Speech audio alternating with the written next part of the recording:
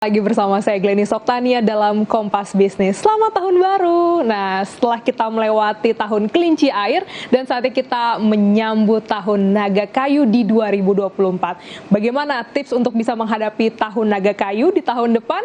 Saat ini Kompas Bisnis sudah bersama dengan Jenny Kumala Dewi yang juga merupakan ahli Feng Shui. Selamat pagi Mbak Jenny. Pagi Mbak Glenny. Wah, ini tahun baru, kita semangatnya juga baru ya.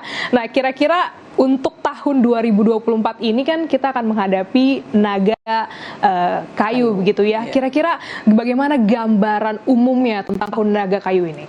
Iya, biasanya kalau kita mendengar kata naga aja itu suatu sio yang ibaratnya aduh kok sio naga ya gitu. Tapi banyak orang juga kepengen sio naga. Memang sio naga ini merupakan sio besar. Jadi mestinya di tahun naga ini ada terjadi perubahan dan pembaharuan dalam segala hal kehidupan gitu. Jadi agak berbeda dengan tahun-tahun sebelumnya ya, karena naga ini auranya secara sio juga agak besar juga gitu loh. Mestinya ada perubahan dan pembaharuan gitu loh. Ya biasanya dulu kan sio itu akan berulang 12 tahun sekali. Dulu aja tahun naga terjadi tahun 2000, misalnya yang terdekat ya 2012 itu ada pembaharuan juga dalam sistem IT kan. Nah, ini juga sama, jadi ada pembaharuan dalam semua aspek kehidupan, terutama zamannya nanti kan ada era baru lah dalam teknologi itu sendiri gitu. Oh, itu kalau dari unsur sionya. Tapi kalau dari naga air, nah ini elemen-elemennya apakah juga akan mendukung ada sesuatu yang besar akan terjadi? Jadi memang ada 5 unsur kan. Jadi ada naga, bisa naga kayu, naga logam, atau naga emas. Nah, memang naga kayu agak berbeda. Jadi ada elemen tanah dan kayu. Ya kalau kita lihat secara simbol gitu ya, kayu itu kan pohon, tanah itu kan jadi pohon itu tumbuh di tanah gitu. Jadi ada sesuatu yang akan bertumbuh gitulah ya. Jadi kita nggak tahu apa gitu ya. Mungkin ada pembaharuan yang saya bilang tadi. Tapi sebenarnya memang ada sedikit yang dirusak elemen gitu loh. Ada sedikit konflik gitu. Ya tapi semoga konfliknya ini nggak menjadi besar gitu loh ya. Konfliknya itu sebenarnya mengarah ke hal yang lebih baik lah gitu kan, bertumbuh ya. Tapi kan dengan ada tanah, tumbuh pohon kan ada yang ketusuk, ada yang terusak juga kan elemennya. Jadi memang ada konflik elemen sedikit, tapi mestinya ada pembaharuan di situ gitu. Jadi karena naganya itu besar kena kayu, jadi tanah dan kayu itu sebenarnya simbol pertumbuhan dan perkembangan gitu kalau menurut saya ya. Tapi memang pada saat mau bertumbuh dan berkembang itu ada sedikit elemen yang ada konfliknya sedikit gitu. Nah ini kita juga pengen lebih spesifik lagi terkait dengan sio-sio apa yang akan untung dan juga buntung nih di 2024 ini. Iya, jadi kalau dibilang sio yang untung dan buntung itu sebenarnya kalau saya mengklasifikasikannya dalam kemudahan berkomunikasi. Jadi mestinya yang lebih mudah komunikasi pastinya akan untung atau cuan gitu ya. Tapi kalau yang agak susah berkomunikasi ya agak sedikit buntung gitu. Yang agak mudah berkomunikasi cukup lancar adalah sio tikus mestinya. Tikus kan yang tahun sebelumnya tuh kurang, sekarang lumayan lebih bagus, banyak dukungan, bisa berekspresi dan kalau mau pindah kerja, mulai usaha tuh boleh banget buat sio tikus, tapi harus berstrategi karena naga itu adalah persaingan juga. Jadi kalau di tahun naga pasti bertemu dengan orang-orang yang siap bersaing gitu loh. Nah, selain tikus juga ada sio monyet. Di mana tahun-tahun sebelumnya ini sio monyet gitu ya, itu agak kurang bagus gitu ya.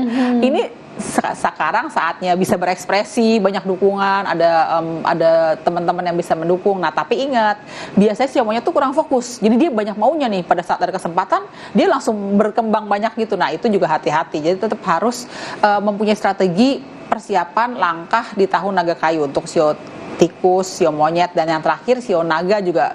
Mestinya naga ketemu naga itu adalah tahun persaingan juga sih gitu. Tapi sebenarnya nggak jelek karena saatnya membuktikan kemampuan sio naga ini gitu loh. Naga kan sama-sama pemimpin gitu. Biasanya di tahun naga itu adalah simbol aura pemimpin sebenarnya. Makanya benar juga kalau kita ada pemilihan pemimpin kan memang auranya tahun besar juga gitu ya. Nah, di sini kalau naga ketemu naga persaingan juga dalam bisnis. Jadi adu strategi juga. Tapi nggak jelek asal kita bisa berstrategi dengan baik, tentunya semoga bisa memberikan hasil yang baik gitu. Nah, itu kan kalau dari sio yang kira-kira akan untung ya, hokinya akan lebih nih dibanding bisa berpeluang lah ya 12 sio yang lain ya kan, 9 sio yang lain. Nah, kalau yang agak kurang nih kita melihatnya yang perlu ada strategi tambahan untuk bisa menata hidup di 2024 bagaimana? Yang dikatakan dia agak kurang strateginya atau buntung gitu ya. Jadi dia itu mau apa-apa tuh nggak gampang, nggak seperti tahun sebelumnya.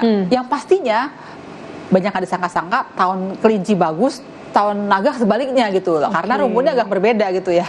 Nah, itu diantaranya adalah sio macan misalnya. Macan juga punya aura pemimpin, nggak mau kalah. Padahal naga tahun juga pemimpin kan. Jadi sebaiknya sio macan menahan diri.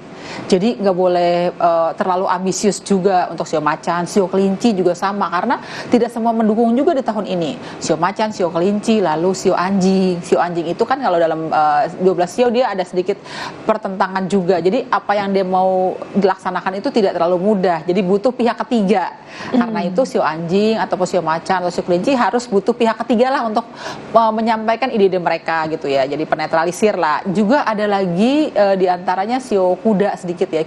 Memang kuda kan ambisius juga. Tapi di tahun naga ini nggak bisa semuanya terlaksana. Jadi jangan sampai stres nih. Takutnya tahun naga banyak yang stres juga ya. Gitu. Tahun persaingan, tahun pembaharuan, tahun perubahan itu butuh strategi.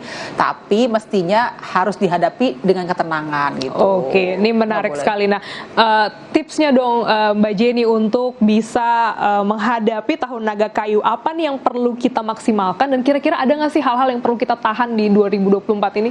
Sebenarnya sih kalau dibilang tahun-tahun sebelumnya kita harus menahan langkah tuh. Dari tahun sejak pandemi kan habis tahun kerbau, terus macan, kelinci itu juga merupakan tahun-tahun yang agak berat gitu ya.